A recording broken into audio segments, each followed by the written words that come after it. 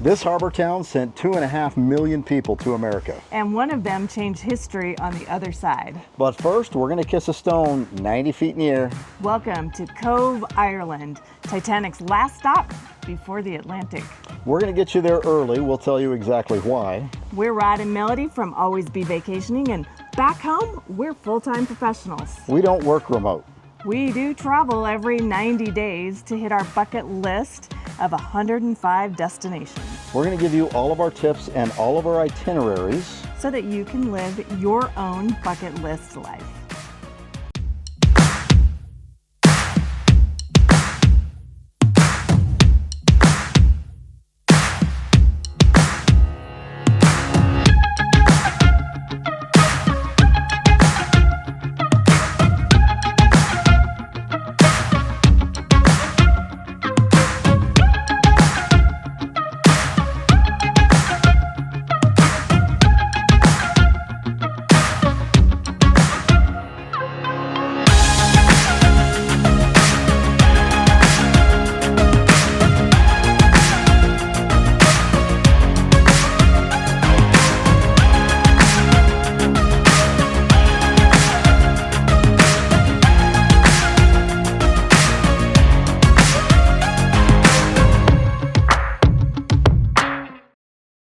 Today we're in Cobh, and yes, that's pronounced Cove.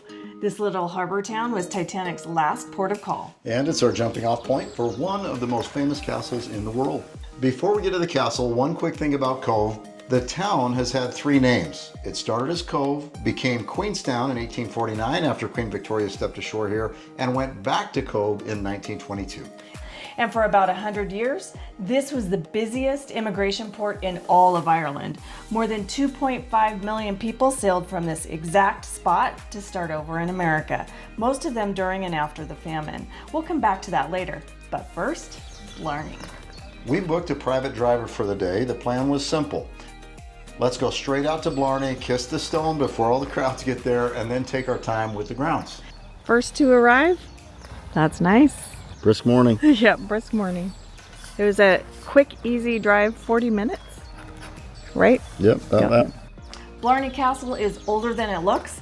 The keep was built in 1446 by Cormac McCarthy, and it stands about 90 feet tall.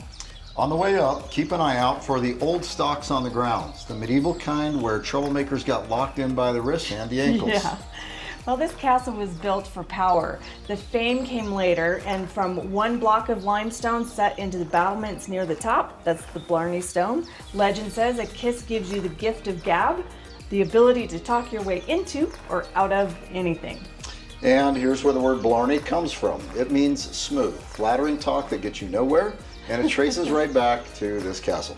Yep, Queen Elizabeth I spent years trying to get the Lord of Blarney, Cormac McCarthy, to hand his lands to the crown. And he kept putting her off with these long, charming letters that agreed with everything and promised nothing. So she finally got fed up and said to have called it all Blarney, or just talk. And the name stuck. Here's the catch. To kiss it, you lie down on your back at the top of the castle. You grab 2 iron rails and lean out backward over the gap in the wall while somebody holds you. I decided to go for it. Well, heights are not my thing though, so I had to talk myself up every one of those 127 steps to the top, then out onto the catwalk to watch Rod do it. Remember, Melody panics. Do you want to come over this side and get a better shot from this side? It's the centre here. Okay. I'm so not doing this. What are it?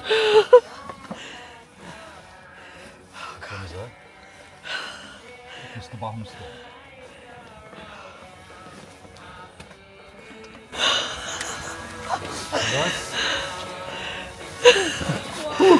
Oh, I'm so not doing that. He kissed the Blarney Stone. Yeah, I slid under, kissed the stone. We'll see if it makes any massive changes, but gives you a little bit of a heart attack. It's a long ways down, but it was still pretty cool. Okay, so explain what you had to do. So you gotta lay on your back, and you grab some rails and you pull yourself across the gap. That's a long ways down. You hang on. Could you see down? Your back's to it. I mean, But it was down. it was Like, down. it was yeah, all the like- way down. Okay. Yeah, it was all the way down. Super cool. Castle's fascinating. Neat place. There's no way that I could have kissed the Blarney Stone. Yeah. I was already so scared. Wasn't happening. Anyways, It wasn't happening. we got her done. I got it done.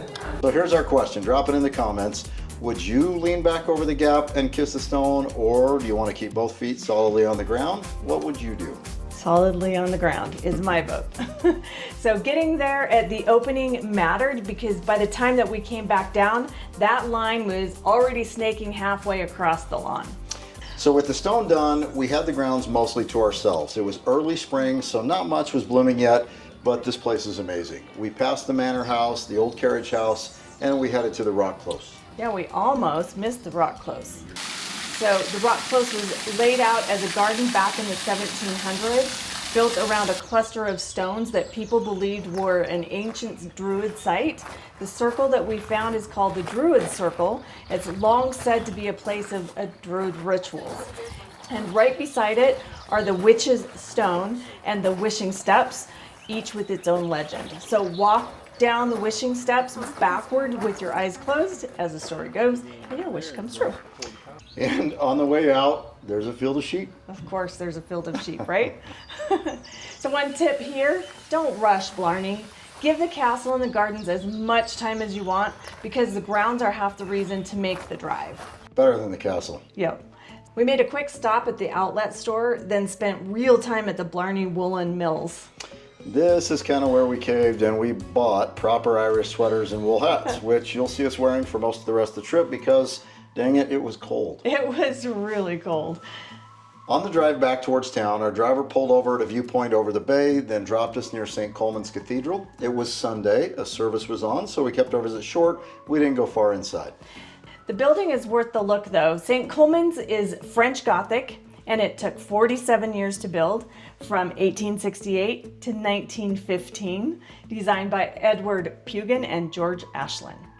That spire is around 300 feet tall. It's one of the tallest buildings in the country. And up in the tower is a carillon of 49 bells, the largest of its kind in Ireland and Britain, with the heaviest bell weighing 3.5 tons. From the cathedral, you're looking straight down at the deck of cards. It's a row of brightly painted houses stacked up the hill. It's one of the most photographed spots in Cobh. So here's a quick tip. Don't walk from the bottom up. Start at the top by the cathedral and walk down. The photos are better from above anyway. Yeah, for sure. You don't want to climb that hill. No, that's a steep one. By now we're starving, so we stopped at SeaSalt for breakfast. Rod went all in. A full Irish black pudding, all of the makings. What do you think of the black pudding? It was a little dry. It was interesting. I mean, there's not a ton of flavor, but you got to try everything at least once. Yeah, I tried it once a long time ago. Drop it in the comment and let us know if you've tried black pudding and where you land on it. I'm not eating it again. So after breakfast, we walked over to the Titanic Experience. It sits in the original White Star Line ticket office right in the middle of town. On April 11th, 1912, 123 passengers boarded the Titanic from here in Cobh. It was then Queenstown. Okay, so we just did the experience, and you get a ticket with the name of a real passenger, and at the end of the experience, you get to find out if your passenger survived. Turns out mine did, but the story wasn't great. He watched a lot of people die, he pushed people off of boats. It was kind of sad, yeah. You shouldn't have listened to that story. Oh. Yeah. But he made it, lived another, 35 years. Yep. Mine did not make it. Female third class, so yeah. It's a pretty sad story. There was some confusion around yours because there were two people on board with the same name. One made it, one And they didn't. boarded at the same time. One was older, one was younger. It took a while to find out which one made it. Yep, not mine. Yep. One tip here, don't feel like you have to do the Titanic Experience. The tickets are prepaid and timed, so they lock you into a slot, and there's a bigger, more complete Titanic museum waiting for you in Belfast. Yep, just 2 stops away. Yep. Or is that the next one? Might have been the next one, I don't remember. 2 stops away. After that, we decided to go look for a beer. The Rob Roy shows up in a lot of common recommended lists, but there was no seating when we got there. Our driver pointed us to Kelly's Bar instead, and we walked in hoping for some live music, of course, because we're in Ireland. And what we got was actually a football match. Found a beer pub. Show 'em what you got. Kelvin Guinness. Yep. And his cute hat. Look at his cute hat. Have a cute hat. Cute hat, yeah. All right.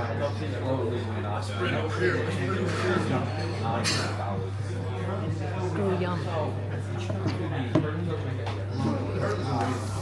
They were on the screens, packed room, everybody was watching it. It was actually a really fun way to spend a Sunday afternoon with the young locals. Yep, I think it was better than the music. So on our way back to the ship, we walked through Kennedy Park and Playground. Sunshine, live music, families out, dogs running around, and right there is the Annie Moore Memorial, which is where that thread from the beginning of the video comes back.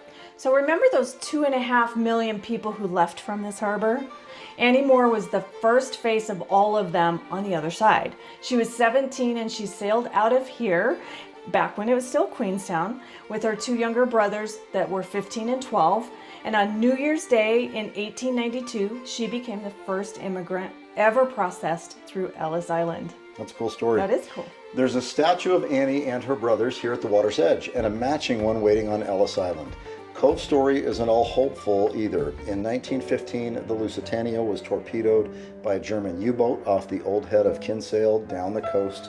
Survivors were brought ashore right here, and around 150 of the victims are buried in the old church cemetery just north of town. One practical note, this is a really easy port day because there's no tender. The ship docks right in town, so you step off and you're there. And the full Cobh itinerary that we used, the driver, the timing, every stop in order is a free download in the description. Grab it before your port day. If you've made it this far, thank you. It means the world to us. So go ahead and hit that subscribe button and tap the notification bell so you never miss where we go next. Because in our next video, we are going to be taking you to Dublin.